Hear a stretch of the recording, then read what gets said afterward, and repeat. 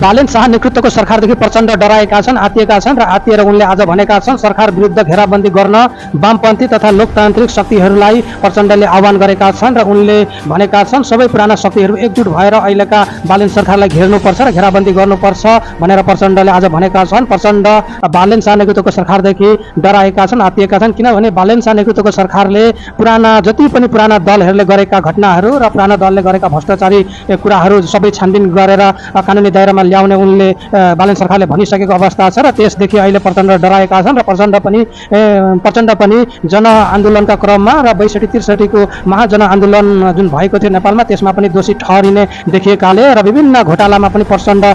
समावेश अथवा प्रचण्डको संलग्नता देखिएको हुन सक्ने र प्रचण्ड पक्राउ पर्न सक्ने भएको कारणले गर्दाखेरि प्रचण्ड अहिले सरकारलाई जसरी पनि हटाउन र ढाल्न चाहन्छन् र प्रचण्ड अहिले आत्तिएका छन् र डराएका छन् र बालेन नेतृत्वको सरकारलाई ढालिएन भने, बालेन नेतृत्वको सरकारलाई हटाइएन भने आफूहरू जेल जान सक्ने सम्भावना प्रचण्डले थाहा पाइसकेका छन्। त्यस कारणले गर्दाखेरि बालेन शाह नेतृत्वको सरकारमाथि अहिले विभिन्न षड्यन्त्रहरू गरिरहेका छन् र बालेन सरकारलाई अहिले असफल र ढाल्नको निम्ति उनले योजना र विभिन्न षड्यन्त्रहरू रचिरहेका छन्। त्यसकारण आज प्रचण्डले भनेका छन् वर्तमान सरकार विरुद्ध चारैतिरबाट घेरा हालौँ भनेर प्रचण्डले भनेका छन् र प्रचण्डले सबै पार्टीहरू र पुराना सबै दलहरूलाई आह्वान गरेका छन् यो सरकारलाई जसरी पनि हामीले हटाउनुपर्छ, ढाल्नुपर्छ, नत्र हामी सबै पुराना वामपन्थी दलहरू जेल जान सक्छौँ भन्ने अनुमान प्रचण्डले लाइसकेका छन्। त्यसकारण प्रचण्ड अहिले छटपटिरहेका छन् र उनी अहिले धेरै टेन्सन र तनावमा अहिले आएको जस्तो देखिन्छ। त्यसकारण आज प्रचण्डले भनेका छन् सरकार विरुद्ध हरेक पार्टीले आफ्ना क्षमता र हैसियत अनुसार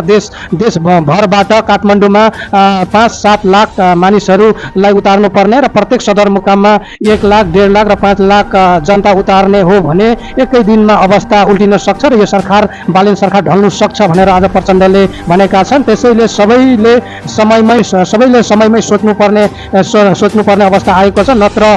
नत्र भने अवस्था झन् बर्बाद हुन सक्छ र हामी सबै जेल जान सक्छौँ र हामी सबैलाई बालेन शाह नेतृत्वको सरकारले हाम्रो अस्तित्व र राजनीति भविष्य समाप्त पार्न सक्छ। त्यस कारणले गर्दाखेरि हामी ढिला नगरिकन वामपन्थी दलहरू शक्तिहरू एकजुट भएर हामी सडकदेखि सदनसम्म हामीले आन्दोलन गर्नुपर्छ र सरकार विरुद्धमा उत्रिनुपर्छ र हामीले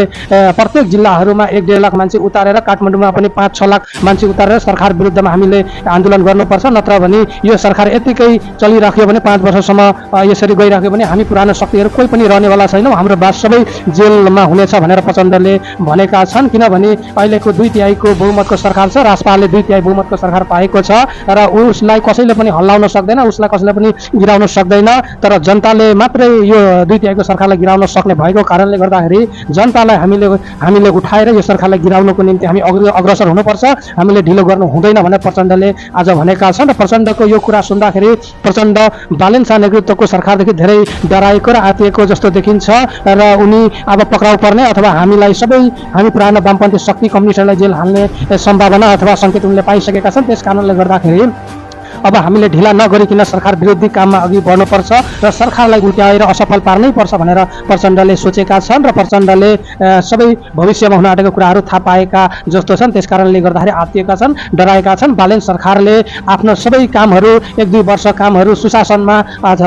देशको सुशासनमा बिताउने भनेर बालेन नेतृत्वको सरकारले भनिसकेको छ र सुशासन भनेको देशमा भ्रष्टाचार न्यूनीकरण गर्नु र भ्रष्टाचारीहरूलाई पक्राउ गर्नु र देशमा विभिन्न घटनाहरूमा संलग्न भएका व्यक्तिहरूलाई पक्राउ गर्नु, देशमा शान्ति स्थायित्व कायम गर्नु र सुरक्षालाई सुदृढ गर्नु र देशमा भएका अराजक गुण्डागर्दी र विभिन्न ठाउँहरूमा बिचौलियाहरू र विभिन्न कुराहरू जुन भइरहेको छ नराम्रो गतिविधि त्यो रोक्नुलाई नै सुशासन भनिन्छ र सुशासनकै